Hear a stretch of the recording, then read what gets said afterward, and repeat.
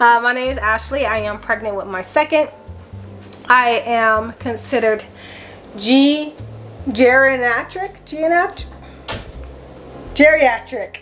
I am considered geriatric because I am 36 years old. This will be my second baby, and I just want to tell you guys some of my symptoms of my second trimester. And if you missed the first trimester, I'll leave a link down below, or you can click one of the iCards or watch the end of the video and it should be there too. So first off, if you see me looking down, I'm looking at my phone for my symptoms. Hi Figgy, I have my cat's right here.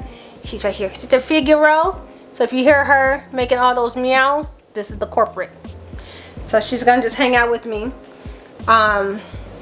So first things first, I didn't do a lot of videos of my second trimester bumpus. I did some pictures that I can include throughout the video, but I didn't do too many videos about it. Like, oh, this is my 24th week or 13th. This is my 15. I didn't do too many of those. I didn't do too many of those in my first one.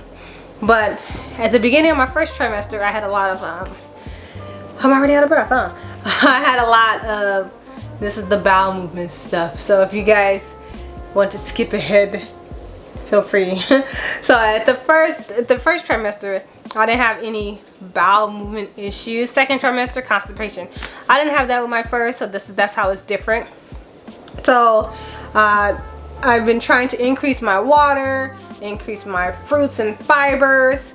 So that should help if you are experiencing the same thing. Maybe you need some more fiber in your diet or more water, or get to walking a little bit more if your doctor permits it, or yeah, just to help things get moving.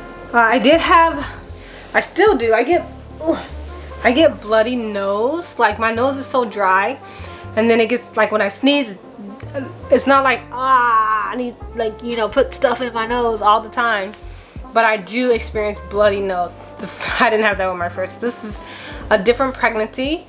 So yeah, that's one of my symptoms. I have a bloody nose. I wake up sometimes nauseous.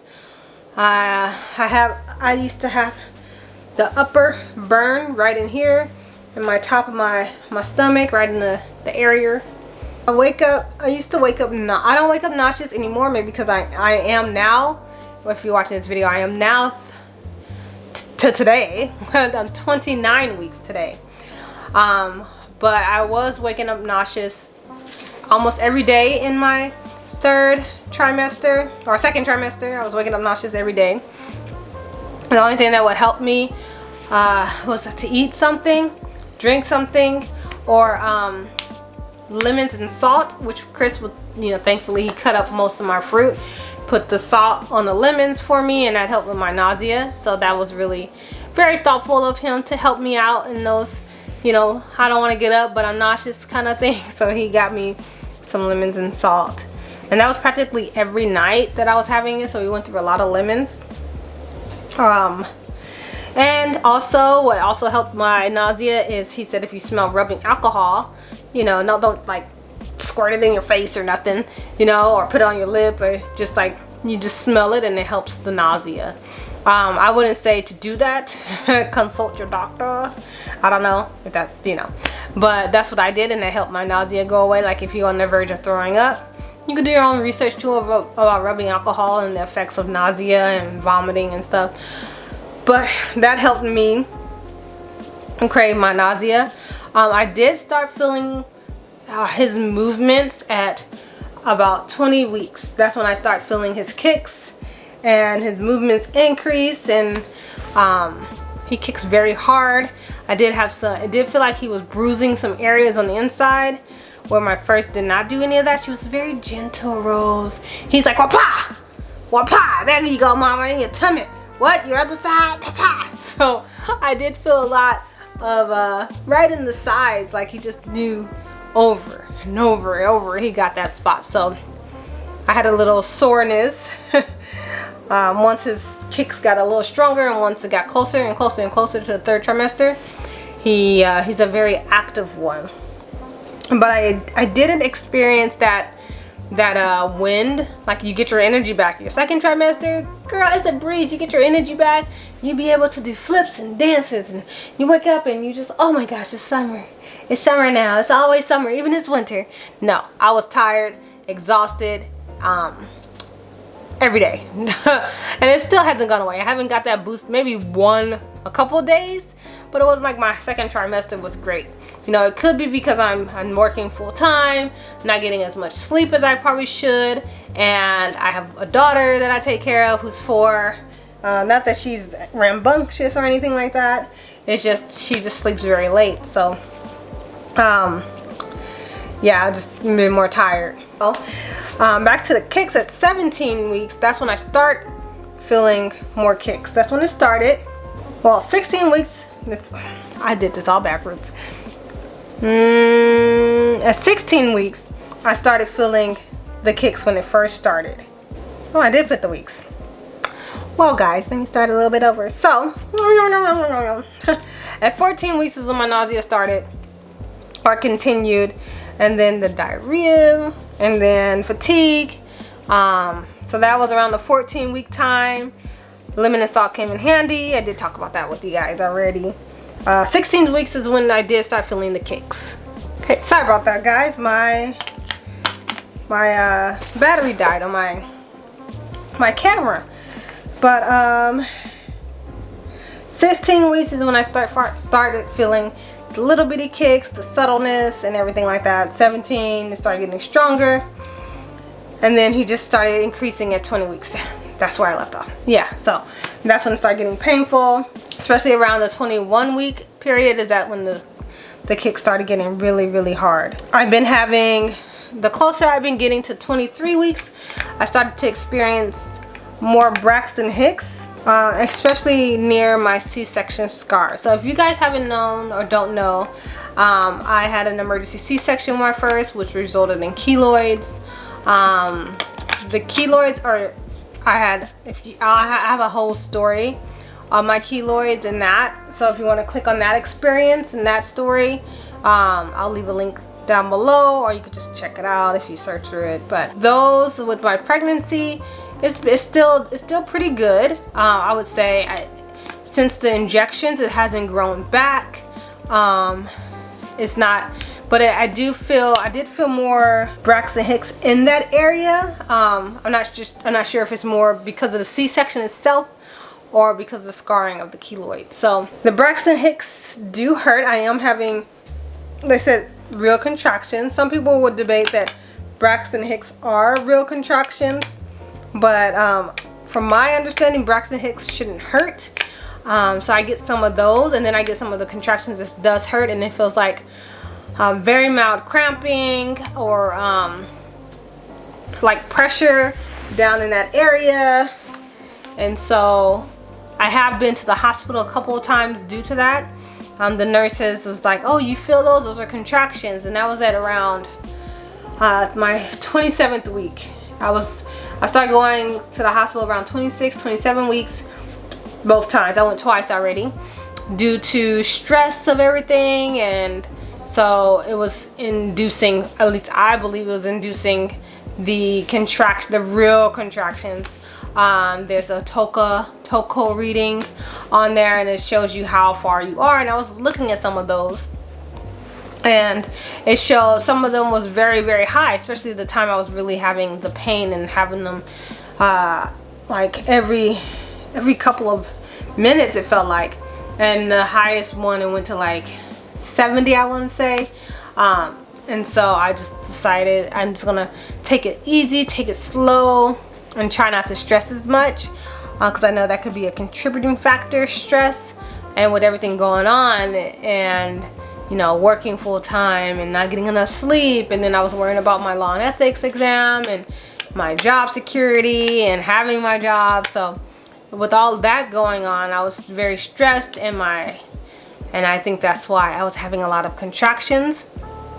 I am going to be seeing a specialist next week, just due to being old lady. So I will update you guys about being seen by a specialist, about what that entitles. I I passed my glucose test. I had that done as well. You can't really, I guess you could feel it, but I don't have gestational diabetes.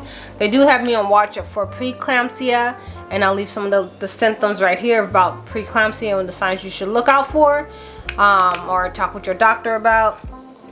So I do have some of, so if you see like starry vision, which I had a little bit of those, the starry vision, the flaring, and then the upper pain up in here, that's a symptom, or headaches.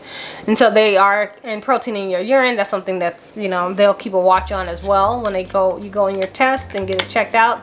So they have me monitored, and not monitored per se, but they're watching out for it, because when I had Amelia towards the end, after I delivered her, like they called me and said, hey, Ashley, we just want to tell you that you have preeclampsia.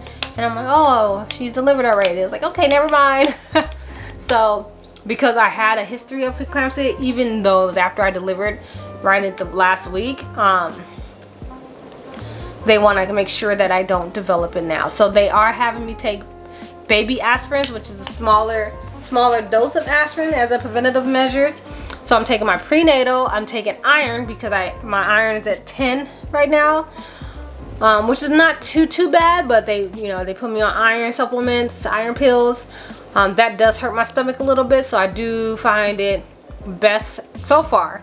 I'm only taking it twice. So the first time I hurt my stomach, the second time I taken it with an orange. And so the vitamin C is supposed to help absorb iron better. So I do take it with an orange at night as my nighttime snack right before bed. So if my stomach do start hurting, I can just sleep through it, I hope, you know. So yes, I am very tired, very tired. And I'm thinking, I can't believe I'm already like, this is going into like right now, but I can't believe I'm already into my 3rd trimester. Like this time has flew. I have like, what, I'm 29 weeks now, so I have what, 11 more weeks to go, 10 more weeks to go, if God willing that I make it full term, you know, considering all these contractions and that I'm feeling now. My teeth has been having issues, so they have to pull 2 teeth again. Well, the first with Amelia, they had to do 1. Now they have to do 2. So they can't do any more. If you are getting implants and you're pregnant and you're doing a bone graft, that can affect, pregnancy can affect the growth of the bone graft, like how far it is. So they're gonna wait until afterwards, after my hormones become more stabilized, and after I deliver, to check out my bone graft and to do an implant in my teeth, because all the calcium that you want for your teeth is going to the baby, and then you are next. So baby's primary, mommy secondary. So that is on hold for now. But yeah, I am going to do a video on the things I've got, as in free stuff. It is completely different from when I first had my first. And I will do an update video of how I'm doing mentally. Mentally, I'm doing okay. I guess I can include this for the 2nd trimester. Mentally, I do okay. It's kind of hard, to be honest. You know, with my mom passing, and you guys, if you've been with me for a while, you know my granny passed, my aunt passed, and my mom passed Christmas Eve. And so it's been very hard. There's days that I just want to tell her things, you know, and like, hey mom, this is what's going on. I'm at the hospital again, you know. It's kind of like that. And those things are kind of hard when you don't have that person to tell, you know, or even to just listen and hear you out. And she even though she had her demons and her struggles, I knew if I called and wanted to just talk to her, she'd listen. That is very hard during this time right now, because there's times that I really want to talk to her. So if you are experiencing like loss, or you having your first baby, your second baby, your third, your fourth, your fifth, and your mom has passed, I am so sorry, because it is hard.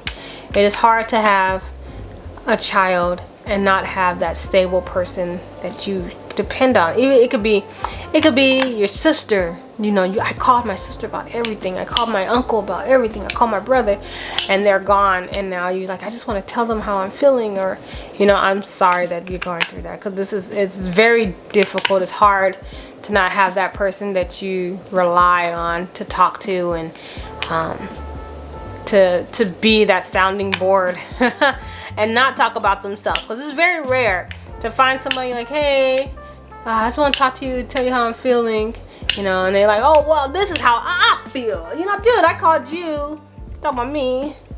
Not that I don't want to hear about you, but I want someone to hear me. I want to talk to you about me, you know. And so it's hard when you lose that person that's there for you to listen to you about you, you know, without making it about them. So that's why I'm at mentally. So some days are more or rougher than normal. So I'm just trying to take it day by day, you know. The process is taking a long time with the cremation and all that jazz, but yeah. So I know that's outside of my second trimester symptoms and second trimester, but this is how I'm doing my second trimester, not just necessarily second trimester symptoms. This is where I'm at mentally in my second trimester. The house is not where I want it to be. We did get a car, so that's good. We got my Acura, if you guys know, I have an Acura where it's a 2-door RSX, and I had to like put the car seat in and push it back because it's only a 2-door. I have to push the seat back and put the car seat in, and that was hard. So now we got a Prius V, and it's bigger and it's nice. And just Chris got to do some maintenance on it, but it'll be good. I believe that he can do it. Amelia's gonna share a room. We are in an apartment still. We haven't moved yet. So we gotta figure out the living situation. I am in her room right now. If you guys wondering, you know, pink sheet. This is a Minnie Mouse in her wall. So I am in Amelia's room recording this video while Chris is going to pick her up. Otherwise you'll be seeing her in this video. I am going to attempt to do a VBAC, which is a vaginal birth. I'm not sure if it's, I'm not gonna say I'm gonna try for unmedicated. I think I'm going to try to labor as long as possible and then do medication as an epidural. The only reason I'm thinking about that is because with Amelia, if I didn't, I'll say, cave in and get the epidural when it was time for an emergency C-section, they would have had to rush the epidural, and then, you know, who knows, right? They have to wait. Who knows what could have happened at that point. So to be more cautious, if my body doesn't deliver fast, you know, in this process, and it takes a long time for delivery, I will get an epidural in case of an emergency happens. That's the reason I think, you know, not saying I won't feel the pain. I'm trying to be but you're a woman, your body should be able to do it, you should handle it, blah blah blah. No, I'm not saying any of that. If you get epidural for the pain, girl, do it, you know. But for me, I'm gonna do it for in case of an emergency, just because I've been there, done that, and the anesthesiologist may not have been there when they said, okay, it's time to rush her to get an emergency C-section, and I had the epidural my first, so they was able to just rush me to get an emergency C-section versus waiting for the anesthesiologist to come in. So that's what I'm considering. I know I'll probably bring it up again in my third trimester, just to consider, you know, my third trimester update. I will be doing an unboxing of all the free stuff I have acquired, and I may start shopping at Shein, just to see. So I may do a try-on haul for you guys. I may not though, because I'm cheap and I don't trust websites and shipping. But if you stick along with this whole time, guys, I can show you my bump now, but it wouldn't be a second trimester bump. It'll be a beginning of third trimester bump because I'm 29 weeks. So I'll show you my bumpy de bump. This is how the bump looks with clothing. And this is how it looks without clothing. That's the baby, and here you can see all the grooves. This is where he's at, right here. It says down here.